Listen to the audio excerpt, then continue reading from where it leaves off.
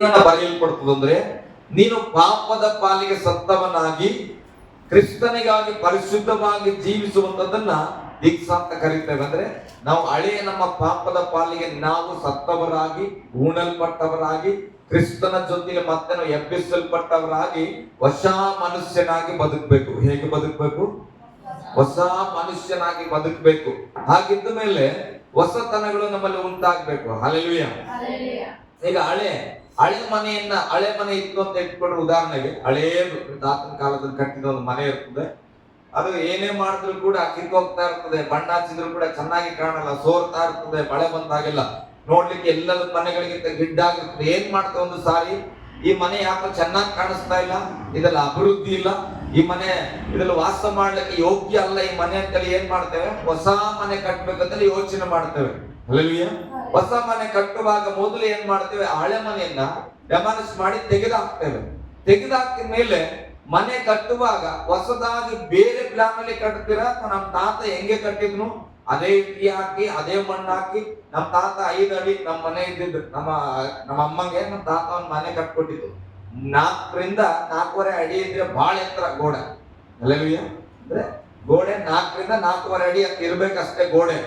ಅದ್ರ ಮೇಲೆ ತೆಂಗಿನ ಗರಿಯಲ್ಲಿ ಮನೆ ಕಟ್ಟಿದ್ರು. ಈಗ ನಾವು ಮನೆ ಕಟ್ಟುವಾಗ ಅದನ್ನ ಉಣ್ಸಾಕಿದ್ರೆ ಮತ್ತೆ 4.5 ಗೋಡೆ ಕಟ್ಟಿ ಮತ್ತೆ ತೆಂಗಿನ ಗರಿ ಮನೆ ಕಟ್ತೇವೆ? ಇಲ್ಲ. ಹೆಂಗೆ ಕಟ್ತೇವೆ?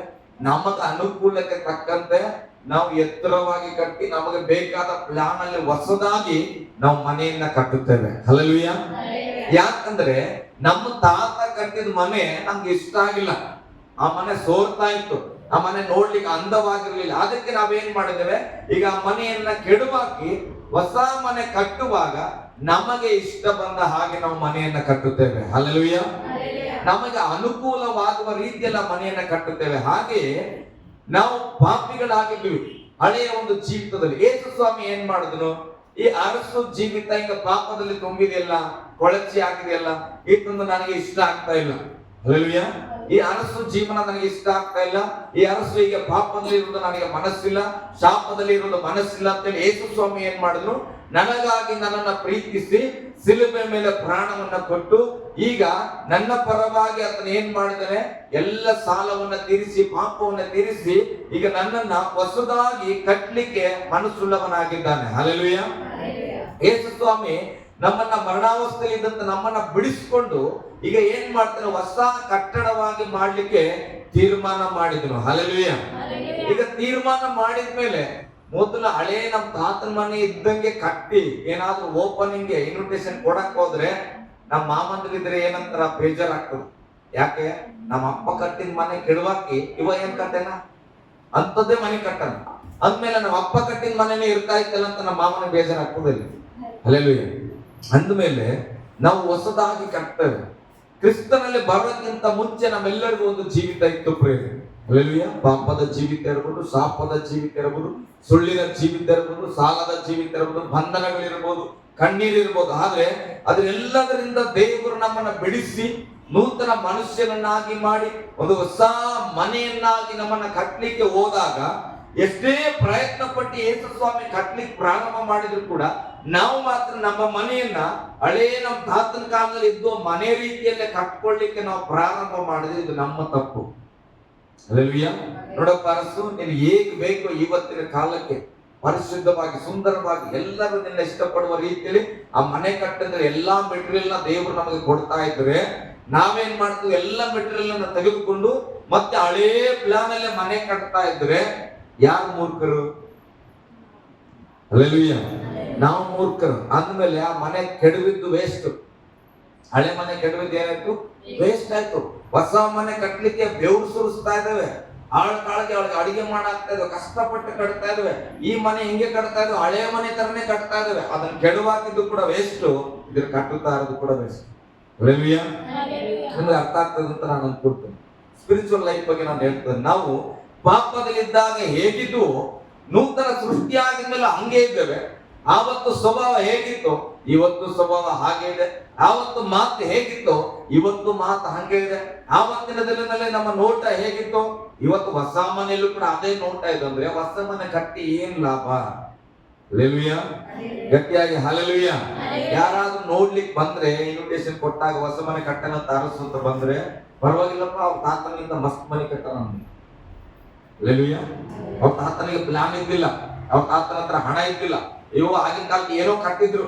ಆದ್ರೆ ಈಗ ಏನಾಗಿದೆ, ಜ್ಞಾನ ಇದೆ, ಹಣ ಇದೆ, ಅದಕ್ಕೆ ಉತ್ತಮವಾದ ಯೋಜನೆಯನ್ನ ತೆಗೆದುಕೊಂಡು ಒಳ್ಳೆ ಪ್ಲಾನ್ ಅಲ್ಲಿ ಮನೆ ಕಟ್ಟಣ ಅನ್ಬೇಕೆ ಹೊರತು, ಇದನ್ನ ನೋಡುವಾಗ ತಾತನ ಮನೆನೇ ಪರವಾಗಿದ್ದಿಲ್ಲ ಅಂದ್ರೆ ಈ ಮನೆಗೆ ನಾವು ಕಟ್ಟಿ ಪ್ರಯಾಸ ಪಟ್ಟಿದ್ದು ವ್ಯರ್ಥ ಆಗ್ತದೆ. ಹಲ್ಲೆಲೂಯ. ಹಾಗೆಯೇ ರಕ್ಷಣೆ ಹೊಂದಿದ ಮೇಲೆ, ಯೇಸು ಸ್ವಾಮಿನ ತಿಳ್ಕೊಂಡ ಮೇಲೂ ನಿನ್ನ ಲೈಫ್ ಸ್ಟೈಲ್ ಬದಲಾಗಿಲ್ಲ, ನಿನ್ನ ಜೀವನ ಬದಲಾಗಿಲ್ಲ, ನಿನ್ನ ಹಳೆಯ ಜೀವಿತದಲ್ಲಿ ಇದ್ದ ಹಾಗೇನೆ ಇದ್ದರೆ ಬೈಬಲ್ ನಲ್ಲಿ ಯೇಸು ಸ್ವಾಮಿ ಹೇಳಿದ ಮಾತುಗಳೆಲ್ಲ ನಮ್ಮ ಜೀವಿತದಲ್ಲಿ ಕಾರ್ಯ ಮಾಡಲ್ಲ. ಹಲ್ಲೆಲೂಯ. ಗಟ್ಟಿಯಾಗಿ ಹಲ್ಲೆಲೂಯ. ಹಾಗಾದ್ರೆ ನಾವು ಏನ್ ಮಾಡ್ಬೇಕು? ಕೆಡವಿ ಹಾಕಲ್ಪಟ್ಟಂತ ಆ ಮನೆಯ ಸ್ಥಳದಲ್ಲಿ ಕೆಡವಿ ಹಾಕಲ್ಪಟ್ಟ ಮನೆಯನ್ನೇ ತಿರುಗಿ ಕಟ್ಟಬಾರದು. ಅರ್ಥ ಆಗ್ತದ್ರಿ?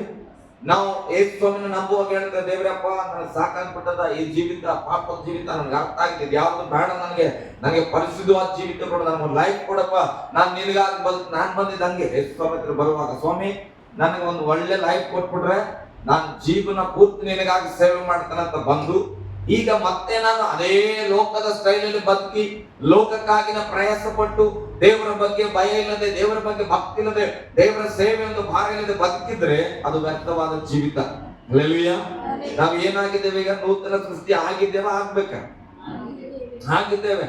ನೂತನ ಸೃಷ್ಟಿ ಆಗಿದ ಮೇಲೆ ಈಗ ಯಾರೋ ಒಬ್ರು ಬಂದ್ರು, ನಮ್ ತಾತನ ಕಾಲದಲ್ಲಿ ಬಂದ್ರು, ಮನೆಗೆ ಓಪನಿಂಗ್ ಮನೆಗೆ ಬಂದ್ರು. ನಾನು ಇದನ್ನ ದೇವ್ರು ಯಾಕೆ ಕೊಟ್ಟಾನ ಆಲೋಚನೆ ಗೊತ್ತೆ, ಚೆನ್ನಾಗಿ ಅರ್ಥ ಮಾಡ್ಕೋಬೇಕು ನೀವು.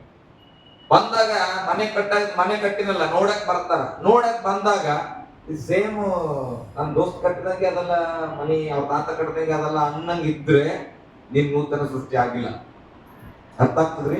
ಈಗ ಮೈಸೂರಿಂದ ಯಾರಾದ್ರೂ ಒಬ್ರು ಇಲ್ಲಿ ಬರ್ತಾರಂತ ತಿಳ್ಕೊಂಡು, ನಮ್ಮ ಅಪ್ಪ ಅಮ್ಮನ್ ಬಿಡ್ರಿ, ನಾನು ಅವ್ರ ಮಗ, ಹೆಂಗಿದ್ರು ಕೂಡ ಏನಂತಾರ, ನಮ್ಮ ಮಗ ಒಳ್ಳೆಯವರೇ ಅಂತ. ಹಲ್ಲೆಲೂಯ. ಏನೇ ಮಾಡಿದ್ವಿ ಏನಂತ ನಮ್ಮಮ್ಮ, ನನ್ನ ಮಗ ಹಂಗೆಲ್ಲ ಮಾಡಂಗಿಲ್ಲ, ನನ್ನ ಮಗ ಒಳ್ಳೆಯವರು. ಆದ್ರೆ ಮೈಸೂರಿಂದ ಯಾರಾದ್ರೂ ಬಂದ್ರೆ ಅವ್ರು ಹೇಳ್ಬೇಕ್ರೆ, ಅರಸು ಮೊದಲು ಹಿಂಗಿದ್ದಿಲ್ಲ, ಈಗ ಅವನು ಬದಲಾಗಿದ್ದಾನೆ. ಹಲ್ಲೆಲೂಯ. ಆತನ ಜೀವನ ಬದಲಾಗಿದೆ, ಆತನ ಮಾತು ಬದಲಾಗಿದೆ, ಆತನ ನೋಟ ಬದಲಾಗಿದೆ, ಆತನ ಜೀವನ ಶೈಲಿ ಬದಲಾಗಿದೆ ಅಂತ ಹೇಳಿದ್ರೆ ನಾನು ನೂತನ ಕಟ್ಟಡ ಆಗಿದ್ದೇನೆ. ಇಲ್ಲ, ಆತನ ಲೈಫ್ ಅಲ್ಲೇ ಇದ್ದಂಗೆ ಅದೇ ಭಾಷೆ, ಅದೇ ಮಾತುಗಳು, ಅದೇ ದುರ್ದೈವದ ಗುಣಗಳು. ಅಂದ್ರೆ ಅರ್ಥ, ಮನೆ ಕಟ್ಟಿನಿ ಅನ್ನೋ ಭ್ರಮೆಯಲ್ಲಿ ಇದ್ದೇವೆ, ಹಳೆಯ ಮನೆಯಲ್ಲೇ ಇದ್ದೇವೆ. ಹಲ್ಲೆಲೂಯ. ನನ್ನ ಬಗ್ಗೆ ನಾನು ಹೇಳ್ತೇನೆ, ನಿಮ್ಮನ್ನು ಕೂಡ ನೀವು ಅಲ್ಲಿ ಏನ್ ಮಾಡುತ್ತೆ ಅರ್ಥ ಮಾಡ್ಕೊಳ್ಬೇಕು. ನಿಮ್ಮನ್ನು ನೋಡುವಾಗ, ಈಗ ರಕ್ಷಣೆ ಹೊಂದಿದಾಗ್ಲೋ ಅಥವಾ ಯಾವ್ದಾದ್ರು ಒಂದು ವಾಕ್ಯ ಕೇಳ್ತೀರಿ, ಒಡಂಬಡಿಕೆ ಮಾಡ್ತೀರಿ, ನಾನು ನಾಳೆಯಿಂದ ಹಿಂಗಿರ್ಬಾರ್ದು ಅಂತ ಅಂದುಕೊಂಡ ಮೇಲೆ, ಅದಾದ್ಮೇಲೆ ಯಾರಾದ್ರೂ ಬಂದು ನೋಡಿದ್ರೆ, ಓ ಸ್ವಾತ್ಯಮ್ಮ ಈಗ ಹಂಗಿಲ್ಲ, ಹಲ್ಲೆಲೂಯ, ಹೋದ ವಾರದಂತೆ ಈ ವಾರ ಇವರಿಲ್ಲ ಅಂತ ಗೊತ್ತಾಗ್ಬೇಕು. ಯಾವಾಗ ಗೊತ್ತಾಗ್ತದೆ ಅಂದ್ರೆ ಮನೆ ಬದಲಾವಣೆ ಆಗಿದ್ರೆ. ಹಲ್ಲೆಲೂಯ. ಗಟ್ಟಿಯಾಗಿ ಹಲ್ಲೆಲೂಯ. ನಾನೊಂದು ಉದಾಹರಣೆ ಹೇಳ್ತೇನೆ, ಕೇಳಿಸ್ಕೊಡ್ರಿ. ಒಬ್ಬ ದೇವರನ್ನ ಆರಾಧಿಸುವಂತ ವ್ಯಕ್ತಿ ನದಿಯಲ್ಲಿ ಹೋಗಿ ಡೈಲಿ ಸ್ನಾನ ಮಾಡಿ ಸೂರ್ಯ ನಮಸ್ಕಾರ ಮಾಡ್ತಾ ಇದ್ನಂತ. ಏನ್ ಮಾಡ್ತಾ ಇದ್ರಿ? ಸೂರ್ಯನಿಗೆ ನಮಸ್ಕಾರ ಮಾಡಿ ಏನೋ ಮೂಗಿಡ್ಕೊಂಡು ಧ್ಯಾನ ಮಾಡ್ತಾನೆ, ಅಂದ್ರೆ ಸಂಧ್ಯಾ ವಂದನೆ ಏನೋ ಹೇಳ್ತಾರ, ಅದ್ರ ಹಾಗೆ ಧ್ಯಾನ ಮಾಡ್ತಾ ಇದ್ರು. ಅಂದ್ರೆ ಲೋಕದ ಎಲ್ಲ ಜ್ಞಾನವನ್ನ ಬಿಟ್ಟು ಒಂದೇ ಕಡೆ ಕೇಂದ್ರೀಕರಿಸಿ ಮನಸ್ಸನ್ನ ದೇವರನ್ನ ಧ್ಯಾನ ಮಾಡೋದು ಅಂತೇಳಿ. ಆಗ ಆತನ ಧ್ಯಾನ ಮಾಡ್ತಾ ಕೂತ್ಕೊಂಡಿರುವಾಗ ಒಂದು ಹುಡುಗ ನೋಡ್ತಾ ಇತ್ತು. ಯಾವಾಗ್ಲೂ ಸುಮ್ಮನೆ ಸಣ್ಣ ಹುಡುಗ ಆ ನದಿಯ ಬಳಿಯಲ್ಲಿ ಆಟ ಆಡೋ ಹುಡುಗ ನೋಡ್ತಾ ಇರ್ತದೆ.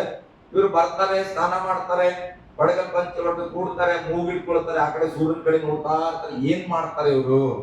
ಹಲ್ಲೆಲೂಯ ಅಂತ ನೋಡುವಾಗ ಒಂದು ದಿನ ಆ ಹುಡುಗ ಹೋಗಿ ಕೇಳ್ತದೆ, ಏನಂತಂದ್ರೆ ಏನ್ ಮಾಡ್ತಾ ಇದ್ರೆ, ನಾನು ದೇವ್ರ ಸಂಗಡ ಮಾತಾಡ್ತಾ ಇದ್ದೀನಪ್ಪ, ನಾನು ಪ್ರಾರ್ಥನೆ ಮಾಡ್ತಾ ಇದ್ದೇನೆ, ದೇವ್ರಿಗೆ ನೋಡ್ಬೇಕು ಅದಕ್ಕೆ ಆ ಹುಡುಗ ಕೇಳ, ದೇವ್ರಿಗೆ ನೋಡಿರ ನೀವು ಅಂತ ಕೇಳ್ತಾರೆ. ಏನಂತ ಕೇಳ್ತಾ ಹುಡುಗ? ದೇವ್ರಿಗೆ ನೋಡಿರ ಅಂತ ಕೇಳ್ತಾರೆ. ಹೌದೌದು, ಪರಿಶುದ್ಧ ಹೃದಯ ಉಳ್ಳವರು ಪರಿಶುದ್ಧವಾಗಿ ಪ್ರೇಯರ್ ಮಾಡೋರು ಮಾತ್ರ ದೇವರನ್ನ ನೋಡ್ಲಿಕ್ಕೆ ಸಾಧ್ಯ. ಅಂದ್ರೆ ಎಲ್ಲವನ್ನ ತ್ಯಾಗ ಮಾಡಿ ದೇವರನ್ನ ನೋಡ್ಬೇಕು ಅಂತ. ಯಾಕೆ ಮೂಗಿಡ್ಕೊಂಡು ಕುಂತಿರ್ತಿರಲ್ಲ ಅಂತ ಹೇಳೋದಂತ. ಅದೇ ಈ ಲೋಕವನ್ನೆಲ್ಲ ಮರೆತು ನಾನು ದೇವರನ್ನ ನೋಡ್ಲಿಕ್ಕೆ ಮೂಗಿಡ್ಕೊಂಡು, ಅದೇ ಈ ಹುಡುಗನಿಗೆ ಏನ್ ಹೇಳ್ಬೇಕು ಅದೆಲ್ಲ ಕತೆ ಅಂತೇಳಿ ಮೂಗಿಡ್ಕೊಂಡು ಕುಂತಿರೇನೆ ದೇವ್ರು ಕಾಣೋದಂತ ಹೇಳ್ತಾರ. ಹುಡುಗನ್ ಗೊತ್ತಿಲ್ಲ ಮೂಗು ಹೆಂಗ್ ಇಟ್ಕೋಬೇಕು, ಹೇಗೆ ಕೂತ್ಕೊಳ್ತಾ, ವ್ಯಾಯಾಮದ ಬಗ್ಗೆ ಗೊತ್ತಿಲ್ಲ. ಅದಕ್ಕೆ ಈ ಹುಡುಗನ ಮನಸ್ಸಲ್ಲಿ ಬಂತು ಏನಂತ, ಓ ಎಲ್ಲವನ್ನ ಮರ್ಕೋಗಿ ಮೂಗ್ ಹಿಡ್ಕೊಂಡು ಕುಂತ್ರೆ ದೇವ್ರಿಗೆ ಕಾಣತಾನ ಅಂತ. ಸಣ್ಣ ಮಕ್ಕಳು ಹೃದಯ ನೋಡ್ರಿ, ಚೆನ್ನಾಗಿ ಅರ್ಥ ಮಾಡ್ಕೋಬೇಕು. ನದಿ ಅವು ಹೋಗ್ಬಿಟ್ಟ. ಈ ಹುಡುಗನ ಬಹಳ ಬೇಜಾರಾಗ್ತಾ ಇತ್ತು, ಯಾರಿಲ್ಲ ಆ ಕಡೆಗೆ. ನದಿ ಹತ್ರ ಒಬ್ಬನೇ ಆಟ ಆಡಿ ಆಡಿ ಆಡಿ ಬೇಜಾರಾಗ್ಬಿಟ್ಟದ. ಒಂದ್ಸರಿ ಏನಾಗ್ತದೆ, ಏನಪ್ಪ ಇದು ಆಟ ಆಡಿ ಆಡಿ ಬೇಜಾರಾಗ್ಬಿಟ್ಟದ. ಆ ಅಂಕಲ್ ಬರ್ತಾರಲ್ಲ, ಅವ್ರ ತರ ನಾನ್ ಕೂಡ ದೇವ್ರಿಗೆ ನೋಡ್ಬೇಕಂತ ಯೋಚನೆ ಮಾಡಿದ್ರು.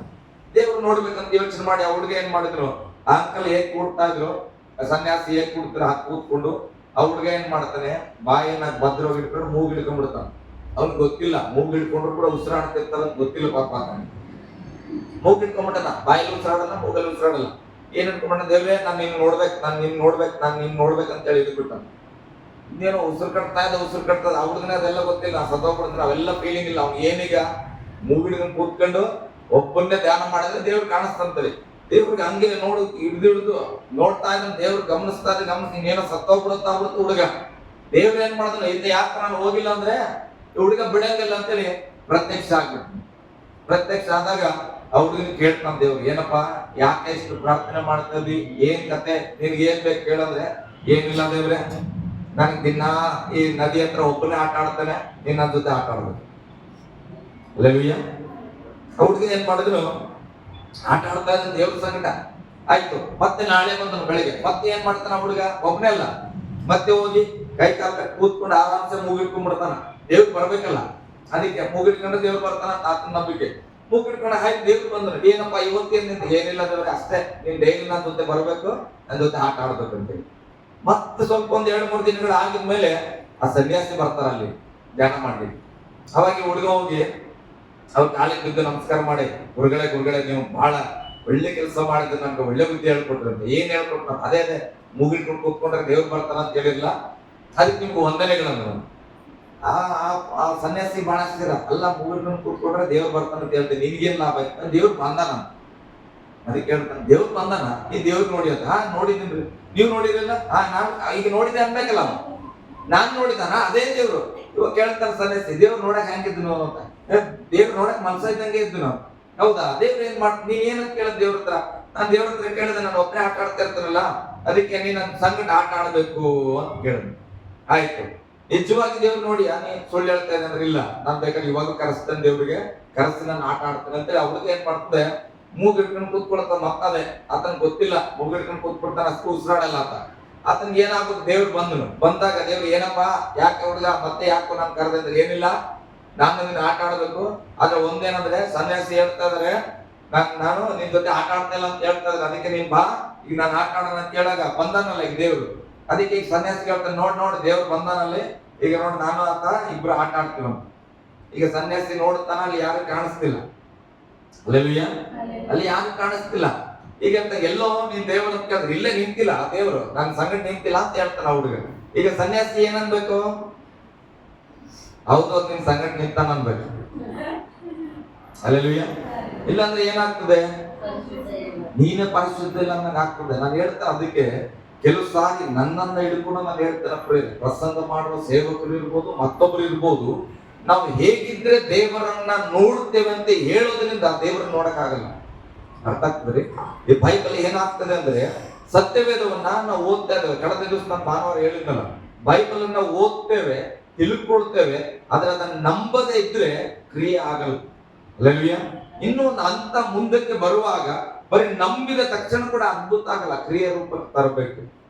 ಯೇಸು ಸ್ವಾಮಿ, ನಾನು ಹೇಳ್ತೇನೆ, ಆ ಹುಡುಗನ ಕತೆ ಬಿಡ್ರಿ. ಆ ಹುಡುಗ ಏನ್ ಮಾಡಿದ್ನು, ಏನ್ ಹೇಳ್ದ, ಪ್ರಾಮಾಣಿಕವಾಗಿ ಮಾಡಿದನು. ಆ ರೀತಿಯಾಗಿ ನಮ್ಮ ಜೀವಿತ ಬೈಬಲ್ ಏನ್ ಹೇಳ್ತದೆ, ಏಕಾಂತವಾದ ಕೋಣೆ ಒಳಗಡೆ ಹೋಗಿ ನಿನ್ನ ಅಂತರಾತ್ಮನ ಕಾಣೋ ದೇವ್ರ ಸ್ತುತಿ ಮಾಡುತ್ತೆ. ಎಷ್ಟು ಸ್ತುತಿ ಮಾಡ್ತವೆ, ನನ್ನನ್ನು ಹಿಡ್ಕೊಂಡು ನಾನು ಹೇಳ್ತಾ ಇದ್ದೇನೆ. ಹಾಗಾದ್ರೆ ದೇವ್ರು ಹೇಗೆ ನಾವು ದೇವರನ್ನು ನೋಡ್ಲಿಕ್ಕೆ ಸಾಧ್ಯ? ನಮ್ಮ ಅಂತರಾತ್ಮ ಎಷ್ಟು ಮಾಡಿ ಸುದ್ದಿ ಇದೆ, ನಮ್ಗೆ ಹೇಗೆ ಪ್ರಾರ್ಥನೆ ಮಾಡ್ಬೇಕಂತ ಇನ್ನ ಸರಿಯಾಗಿ ಗೊತ್ತಿಲ್ಲ.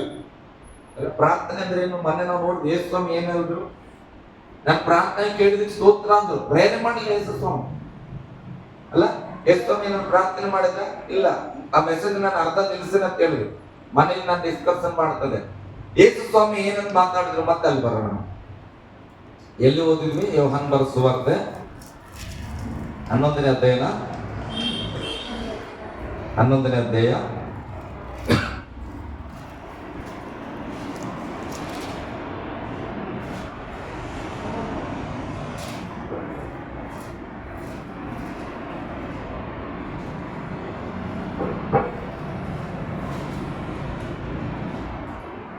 39ನೇ ವಚನ ಓದಿ. ಯೇಸು ಆ ಕಲ್ಲನ್ನು ತೆಗೆದು ಹಾಕಿರಿ. 41 ಬರ 41. ನಾನು ನಿನಗೆ ಹೇಳಲಿಲ್ಲವೇ ಎಂದು ಉತ್ತರ ಕೊಟ್ಟನು. ಆಗ ಕಲ್ಲನ್ನು ತೆಗೆದು ಹಾಕಿರಿ. ಮತ್ತು ಯೇಸು ಕಣ್ಣೆತ್ತಿ ಮೇಲಕ್ಕೆ ನೋಡಿ ತಂದೆಯೇ, ನೀನು ನನ್ನ ಪ್ರಾರ್ಥನೆಯನ್ನು ಕೇಳಿದ್ದಕ್ಕೆ ನಿನ್ನನ್ನು ಕೊಂಡಾಡುತ್ತೇನೆ. ಹಲ್ಲೆಲೂಯಾ. ನಾನು ಕೇಳಿದೆ, ಮನೆಯವರು ನಮ್ಮ ಮನೇಲಿ ಡಿಸ್ಕಷನ್ ಆಗಿರೋರು ಮಾತಾಡ್ಬೋದು, ಯಾರು ಪ್ರಶ್ನೆ ಕೇಳಲ್ಲ. ಯೇಸು ಸ್ವಾಮಿ ಏನಂತ ಮಾತಾಡ್ತಾನಿಲ್ಲ ಅಂದ್ರೆ, ನನ್ನ ಪ್ರಾರ್ಥನೆಯನ್ನ ಕೇಳಿದ್ದಕ್ಕೆ ನಿನ್ನನ್ನ ಕೊಂಡಾಡುತ್ತೇನೆ ಅಂತೇಳಿ 1-2 ಪದಗಳನ್ನ ಮಾತಾಡಿದ್ವಿ. ಪ್ರೇಯರ್ ಏನ್ ಮಾಡಿದ್ರು ಯೇಸು ಸ್ವಾಮಿ ಇಲ್ಲಿ ಅಂತ ನನ್ನ ಪ್ರಶ್ನೆ. ಹಲ್ಲೆಲೂಯಾ. ಆದ್ರೆ ಮುಂದೆ ಹೇಳುತ್ತಾನೆ, ತಂದೆ ನೀನು ನನ್ನ ಪ್ರಾರ್ಥನೆಯನ್ನು ಯಾವಾಗಲೂ ಕೇಳುತ್ತಿ ಅಂತ ನನಗೆ ಗೊತ್ತೇ ಇದೆ. ಅಂದ್ರೆ ಅನೇಕ ಸಾರಿ ಯೇಸು ಸ್ವಾಮಿ ಏನೆಲ್ಲ ಪ್ರಾರ್ಥನೆ ಮಾಡಿದ್ರೆ ಅದು ಸಕ್ಸಸ್ ಆಗಿದೆ. ಅದಕ್ಕೆ ಆತನಿಗೆ ಗೊತ್ತು, ನಾನು ಯಾವ ಸಮಯದಲ್ಲಿ ಪ್ರಾರ್ಥನೆ ಮಾಡಿದ್ರು ದೇವರು ಕೇಳಿಸ್ಕೊಳ್ತಾನಂತ. ನಾನು ಇನ್ನ ಅದನ್ನ ಸ್ಟಡಿ ಮಾಡ್ತಾನೆ ಇದ್ದೇನೆ, ಓದ್ತಾನೆ ಇದ್ದೇನೆ ವಚನ. ನಾನು ಸಾಧ್ಯ ಮಾತ್ರ ನಮ್ರತ ಇದ್ದಿರ್ಬೋದೇನೋ. ಇವ್ರ ಹತ್ರ ಕೇಳ್ತಾರೆ, ಏನ್ ಪ್ರಸಂಗ ನೀವೇನ್ ಅರ್ಥ ಮಾಡ್ಕೊಂಡ್ರಿ, ದೇವ್ರು ಏನ್ ಮಾತಾಡಿದ್ರು ಭಾನುವಾರ ಅಂತ. ಅದೇ ಯಾವಾಗ್ಲೂ ನಮಗೆ ಪ್ರಾರ್ಥನೆ ಮಾಡ್ತಾನಂತ, ಯಾವಾಗ್ಲೂ ಪ್ರಾರ್ಥನೆ ಕೇಳ್ತಾನಂತ ನಮಗೆ ಚೆನ್ನಾಗಿ ಗೊತ್ತಾಯ್ತು. ನಾವ್ ಯಾವಾಗ ಬೇಕಾದ್ರೂ ಪ್ರಾರ್ಥನೆ ಮಾಡಬಹುದು. ಹಲ್ಲೆಲೂಯಾ. ಆದ್ರೆ ಯೇಸು ಸ್ವಾಮಿ ಏನ್ ಪ್ರಾರ್ಥನೆ ಮಾಡಿದ್ರು ಅಂತ ಕೇಳಿದೆ. ಹೌದಲ್ಲ, ಮೊದಲೆಲ್ಲ ಪ್ರಾರ್ಥನೆ ಮಾಡಿದ್ರೆ ಕೇಳಿದ ವಿಶ್ವಾಸದಲ್ಲಿ ಆತನ ಪ್ರಾರ್ಥನೆ ಮಾಡಿದ್ರಂತ. ನಾನು ಹೇಳ್ತೇನ್ರಿ, ನನಗೆ ಬಂದಂತ ಒಂದು ಪ್ರಕಟಣೆ ಏನು ಅಂದ್ರೆ, ಪ್ರಾರ್ಥನೆ ಅಂದ್ರೆ ಏನು? ಪ್ರಾರ್ಥನೆ ಅಂದ್ರೆ ಏನು? ಸ್ತೋತ್ರ ಅಂತ 1-2 ತಾಸು ಮಾತಾಡೋದ? ಪ್ರಾರ್ಥನೆ ಅಂದ್ರೆ ದೇವರ ಸಂಗಡ ಮಾತಾಡೋದಷ್ಟೇ. ಈಗ ಕಣ್ಣನ್ನ ಮೇಲಕ್ಕೆತ್ತಿ ಅಲ್ಲ ವಚನ ಇರೋದು. ಯೇಸು ಸ್ವಾಮಿ ಏನ್ ಮಾಡಿದ್ರು? ಯೇಸು ಕಣ್ಣನ್ನು ಮೇಲೆತ್ತಿ ನೋಡಿ, ತಂದೆ ನೀನು ನನ್ನ ಪ್ರಾರ್ಥನೆಯನ್ನು, ಅಂದ್ರೆ ಯಾರ ಜೊತೆ ಇದು ಮಾತಾಡ್ತಾ ಇರೋದು? ಅಂದ್ರೆ ಆಲ್ರೆಡಿ ಪ್ರೇಯರ್ ಸ್ಟಾರ್ಟ್ ಆಗದ. ಮೇಲೆತ್ತಿ ಕಣ್ಣೆತ್ತ ತಕ್ಷಣ ಇಲೋಕನ್ ಬಿಟ್ಟಾನ ಯೇಸು ಸ್ವಾಮಿ. ಪಕ್ಕದಲ್ಲಿ ಯಾರು ಚಿಂತೆ ಇಲ್ಲ, ಅಲ್ಲಿ ಮರಣದಿಂದ ಹೊರಗೆ ಬರ್ತಾನೋ ಇಲ್ಲೋ ಅದ್ರ ಬಗ್ಗೆ ಆತನ ಡೌಟ್ ಇಲ್ಲ. ಆತನಿಗೆ ಏನು ಒಂದು, ತನ್ನ ಕಣ್ಣನ್ನ ತಂದೆಯ ಕಡೆಗೆ ಎಬ್ಬಿಸಿ ಮೇಲಕ್ಕೆತ್ತಿ, ತಂದೆಯೇ ನೀನು ನನ್ನ ಪ್ರಾರ್ಥನೆಯನ್ನ ಕೇಳಿದ್ದಕ್ಕೆ ನಿನ್ನನ್ನ ಕೊಂಡಾಡುತ್ತೇನೆ. ಇವತ್ತು ನನಗೆ ಬಹಳ ಇಷ್ಟ ಆಯ್ತು. ಅಂದ್ರೆ ಯಾವಾಗ ಯೇಸು ಸ್ವಾಮಿ ಮೇಲಕ್ಕೆ ಕಣ್ಣೆತ್ತಿ ತಂದೆಯೇ ಅಂತ ಕೂಗಿದ ತಕ್ಷಣ ದೇವರು ಕೇಳಕ್ಕೆ ಪ್ರಾರಂಭ ಆಗ. ಹಾಗಾದ್ರೆ ಇಂದ್ರ ಗೊತ್ತು, ತಂದೆಯ ಕೂಗಿದ ತಕ್ಷಣವೇ ನನ್ನ ದೇವರು ನನ್ನ ಕೂಗಿ ಕಿವಿ ಕೊಡ್ತಾನಂತ. ಹಲ್ಲೆಲೂಯಾ. ಗಟ್ಟಿಯಾಗಿ ಹಲ್ಲೆಲೂಯಾ. ಹಾಗಾದ್ರೆ ದೇವರ ಮಕ್ಕಳ ಪ್ರಾರ್ಥನೆಗೆ ದೇವರ ಹೃದಯದಲ್ಲಿ ಎಷ್ಟು ವ್ಯಾಲ್ಯೂ ಅಂತ ಅರ್ಥ ಮಾಡ್ಕೊಂಡು, ನಾವು ಅನ್ಕೊಂಡ್ರೇನು ಗಂಟೆಗಟ್ಟಲೆ ರಬ ಅಂದ್ರೆ ಕೇಳ್ತಾನಂತ, ಅಥವಾ ಒಂದು 7 ದಿನ ಉಪವಾಸ ಮಾಡಿದ್ರೇನೆ ದೇವರು ಕೇಳೋದಂತ ಒಂದು ಕಲ್ಪನೆ. ಹಲ್ಲೆಲೂಯಾ. ಪ್ರಾರ್ಥನೆ ಮಾಡಬಾರ್ದು ಅಂತ ಹೇಳ್ತಿಲ್ಲ. ಗಂಟೆಗಟ್ಟಲೆ ನಾನು ಕೂಡ ಪ್ರಾರ್ಥನೆ ಮಾಡ್ತೇನೆ, 7 ಡೇಸ್ ಹಗಲು ರಾತ್ರಿ ಉಪವಾಸ ನಾನು ಮಾಡ್ತೇನೆ, ಅದು ಒಂದು ಕಡೆ. ಆದ್ರೆ ನಾವು ಯಾವಾಗ ಮೇಲಕ್ಕೆ ಕಣ್ಣನ್ನು ಎತ್ತುತ್ತೇವೋ, ಅಂದ್ರೆ ಈ ಲೋಕವನ್ನ ಬಿಟ್ಟು ನಿಜವಾಗಿ ನಮ್ಮ ಮನಸ್ಸು ದೇವರ ಕಡೆಗೆ ನೋಡ್ಲಿಕ್ಕೆ ಪ್ರಾರಂಭ ಮಾಡಿ, ಜಸ್ಟ್ 1 ವರ್ಡ್, ತಂದೆಯೇ ನನ್ನ ಪ್ರಾರ್ಥನೆ ನೀವು ಕಿವಿ ಕೊಡ್ತಾ ಇದ್ದಿ ಅಂದ್ರೆ ಸಾಕು, ಆ ಪ್ರೇಯರ್ನ ದೇವರು ಕೇಳಿಸ್ಕೊಳ್ಳೋದು. ಹಲ್ಲೆಲೂಯಾ.